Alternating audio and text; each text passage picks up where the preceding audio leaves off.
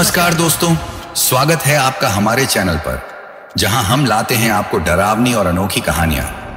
आज हम आपको सुनाएंगे एक ऐसी कहानी जो आपकी सांसें रोक देगी और आपको सोचने पर मजबूर कर देगी। क्या आपने कभी सोचा है कि आंखें सिर्फ देखने का जरिया नहीं होती? कभी कभी ये आंखें किसी अनजान साया का रहस्य भी छुपा सकती हैं। आज की कहानी है आंखों का साया, सच या भूत। क्या यह सच है या सिर्फ एक भूत की कहानी? जानने के लिए हमारे साथ बने रहें, और अगर आपको हमारा कंटेंट पसंद आए तो हमारे चैनल को सब्सक्राइब करना न भूलें। चलिए शुरुआत करते हैं इस रहस्यमय सफर की। रोहन सिंह कभी भारतीय सेना के एक बहादुर सिपाही हुआ करते थे, देश की रक्षा के लिए समर्पित। लेकिन 2 साल पहले उनकी जिंदगी एक झटके में बदल गई थी, जब एक घमासान युद्ध के दौरान एक ग्रेनेड उनके पास फटा और टुकड़े हवा में बिखर गए, जिससे रोहन की आंखों की रोशनी हमेशा के लिए चली गई। तब से वह अंधेरे में जी रहे थे, उस शांत दुनिया में ढलने की कोशिश कर रहे थे जहां वे महसूस तो कर सकते थे पर देख नहीं सकते थे। उनके मन में हमेशा एक उम्मीद थी कि एक दिन कोई दाता उन्हें दूसरी बार देखने का मौका देगा, और अब वो दिन आ चुका था। चंडीगढ़ के सरकारी अस्पताल में उनके पिता डॉक्टर राजपाल सिंह उनकी देखभाल कर रहे थे। रोहन को आखिरकार एक आंख का प्रत्यारोपण मिला था। उन्होंने 2 लंबे साल इस पल का इंतजार किया, कठिनाइयों के बावजूद उम्मीद का दामन थामे रखा।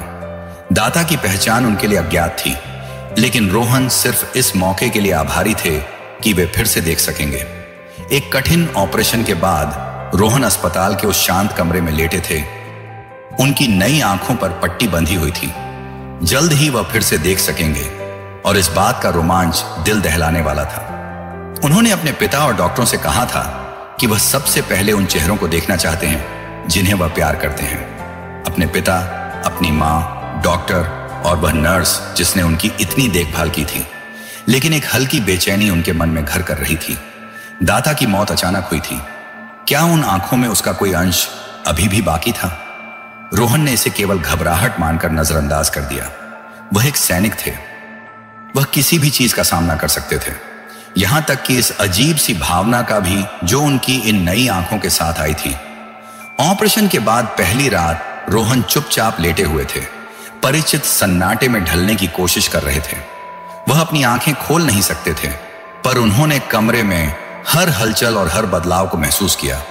उनकी सैन्य ट्रेनिंग ने उनकी इंद्रियों को इतना पैना कर दिया था कि वे हल्की सी भी आवाज, नर्स के कदमों की आहट, मशीनों की भनभनाहट और दूर से आती फ्लोरोसेंट लाइट की आवाज अब भी सुन सकते थे।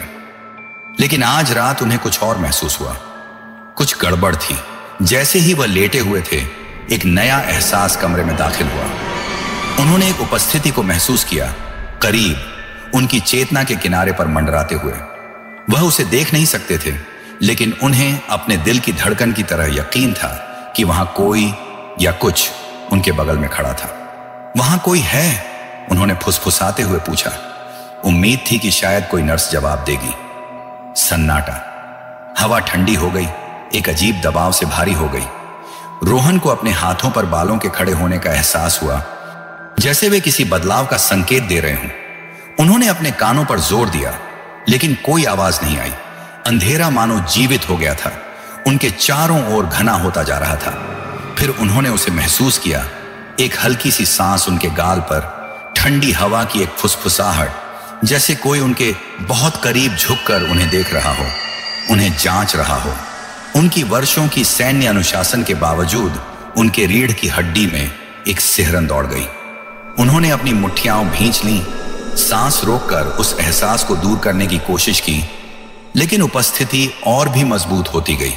उनके मन में एक छवि उभर आई, एक धुंधली परछाई, अस्पष्ट लेकिन भयावह, उन पर घूरते हुए एक तीव्रता के साथ जो असहज कर देने वाली थी। उन्होंने बैंडेज के पीछे से पलकें झपकाईं, जैसे उस छवि को साफ करना चाहते हों, पर वह उनके मन में बसी रही। उनके शरीर में एक अनजान डर समा गया, मानो कोई उन्हें देख रहा हो जो इस दुनिया से नहीं था। उत्तर की तलाश में उन्होंने फिर से पुकारा, इस बार थोड़ा जोर से। कौन है? फिर से सन्नाटा। वह अंधेरे में लेटे रहे, उस उपस्थिति के साथ अकेले। सोचते रहे कि क्या यह उनका दिमाग था जो उन पर चाल चल रहा था। या शायद वह इस अजीब ख्याल से डरे हुए थे कि शायद उनके इन नई आंखों में उनके दाता की आत्मा कहीं बसी हुई थी। अगली सुबह जब सूरज की रोशनी कमरे में फैली तो नर्सों ने उन्हें ऑपरेशन के बाद पहली बार देखने के लिए तैयार किया। उन्हें एक मिश्रित भावना का अनुभव हो रहा था, एक ओर उत्साह तो दूसरी ओर डर, क्योंकि रात की उस ठंडी उपस्थिति की यादें उन्हें अभी भी सता रही थीं। उन्होंने उस डर को झटका और खुद को देखने के लिए तैयार किया। डॉक्टर राजपाल उनके बगल में खड़े थे, उन्हें दिलासा देने वाली मुस्कान के साथ। रोहन, ये एक बड़ा पल है, शांत रहो और रोशनी पर ध्यान दो। पट्टी को धीरे धीरे खोलते हुए रोहन का दिल तेजी से धड़कने लगा। उनकी त्वचा में सिहरन थी, सांसें तेज हो गईं जब आखिरी पट्टी हटाई गई। उन्होंने पलकें झपकाईं, रोशनी उनकी दृष्टि में भर गई और रंगों और आकारों से अभिभूत हो गए जिन्हें उन्होंने 2 सालों से नहीं देखा था। उनके पिता का चेहरा सबसे पहले सामने आया, गर्मजोशी और परिचय की भावना से भरा हुआ, और उन्होंने कृतज्ञता और राहत के साथ मुस्कुराहट दी। लेकिन जैसे ही उन्होंने अपने आसपास देखा, एक अजीब सी भावना फिर लौट आई, और इस बार पहले से भी तीव्र। अपने पिता के कंधे के पास कमरे के कोने में उन्होंने एक काले आकार को देखा। एक लंबा खोखले आंखों वाला साया खड़ा था, पूरी तरह से स्थिर, उन पर एक तीव्रता के साथ घूरता हुआ जिसने उनकी रूह को ठंडा कर दिया। जैसे ही उन्होंने अपनी दृष्टि को उस साए पर केंद्रित करने की कोशिश की, एक ठंडी सिहरन उनके पूरे शरीर में दौड़ गई। वह आकृति वहां खड़ी थी। उसकी आंखें, यानी अब रोहन की आंखें, एक गहरी बेचैनी और भूख से भरी हुई दिख रही थी। रोहन ने अपनी आंखें झपकाईं, सोचा शायद यह सब उनकी दृष्टि का समायोजन मात्र हो। लेकिन जब उन्होंने दोबारा देखा, वह आकृति अब भी वहीं खड़ी थी। उनके पिता, डॉक्टर और नर्स सब उनके आसपास थे, उनसे बातें कर रहे थे। लेकिन रोहन का ध्यान उस अजीब साए की तरफ था जो केवल उन्हें दिखाई दे रहा था। उसने धीरे से अपने पिता से कहा, वहां कोने में कोई खड़ा है, क्या आप उसे देख सकते हैं? डॉक्टर राजपाल ने एक अजीब सी नजर से रोहन को देखा और मुस्कुराते हुए कहा, बेटा, वहां कोई नहीं है। यह तुम्हारी नई आंखों के साथ अनुकूलन की प्रक्रिया हो सकती है। ऑपरेशन के बाद कुछ ऐसे भ्रम हो सकते हैं। चिंता मत करो, सब ठीक हो जाएगा। रोहन ने जबरन मुस्कान दी, लेकिन मन में असहजता और अधिक बढ़ गई थी। उसे ऐसा महसूस हो रहा था जैसे उसके नए आंखों के पीछे कोई अजनबी भावना छिपी हुई थी, जैसे वह इस शरीर का एक हिस्सा नहीं थी, बल्कि कुछ अलग, कुछ पराया था। अस्पताल से छुट्टी मिलने के कुछ दिन बाद वह अपने घर वापस आ गए। उनके माता पिता ने उनका कमरा खास तरीके से तैयार किया था ताकि उनकी आरामदायक रिकवरी हो सके। घर की पुरानी यादें और दोबारा देखने का एहसास उन्हें कुछ राहत दे रहा था। लेकिन घर लौटने के पहले ही रात रोहन को एक विचित्र एहसास हुआ। आधी रात को जब वह अपने कमरे में थे तो उन्हें लगा जैसे किसी की ठंडी सांस उनके पास आ रही हो। उनकी नजरों के सामने कुछ अजीब सी छाया हर समय मंडरा रही हो। रात में जब उन्होंने खुद को आईने में देखा तो उनके दिल में एक अजीब सी बेचैनी छा गई। उन्होंने अपनी आंखों में कुछ अलग देखा, एक चमक जो उनकी खुद की नहीं थी, एक तीव्रता जो उनके व्यक्तित्व के विपरीत थी।